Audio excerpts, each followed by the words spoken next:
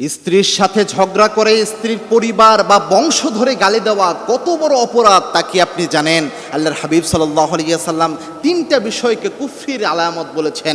তার মধ্যে একটা বিষয় হচ্ছে কারো বংশকে ধরে গালি দেওয়া, কারো পরিবারকে ধরে গালি দেওয়া। মনে রাখবেন, আপনি যখন কারো বংশকে ধরে গালি দিলেন, ওই বংশ যদি একজন ভালো মানুষও থাকে তো ওই ব্যক্তির উপরও আপনি জুলুম করলেন। এজন্য কোনো বংশের সবাই একসাথে খারাপ হতে পারে না। এজন্য কোনো বংশকে গালি দেওয়া এটা সরাসরি হাদিসে নিষেধাজ্ঞা রয়েছে। এবং মনে রাখবেন, এই পৃথিবীতে কেউ ইচ্ছা করে কোনো বংশে নিজে জন্মগ্রহণ করে নাই।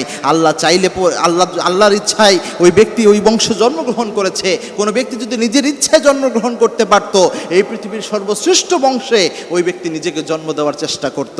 সুতরাং যেহেতু এটা আল্লাহর হাতে রয়েছে, আপনি যখন কারো বংশ নিয়ে গালি দেন, কারো পরিবার নিয়ে গালি দেন, তখন সেই জিনিসটা যেন আপনি সরাসরি আল্লাহকে গালি দিলেন। সুতরাং এই অপরাধ থেকে বেঁচে থাকার চেষ্টা করেন। স্বামী যখন স্ত্রীকে এরকম গালি দেয়, এই গালিটা একইভাবে বর্তিয়ে যায়। এজন্য উচিত হচ্ছে এই জিনিসগুলো আমাদের সবার এড়িয়ে চলা। আল্লাহ আমাদের সকলকে বুঝার তৌফিক দান করুন।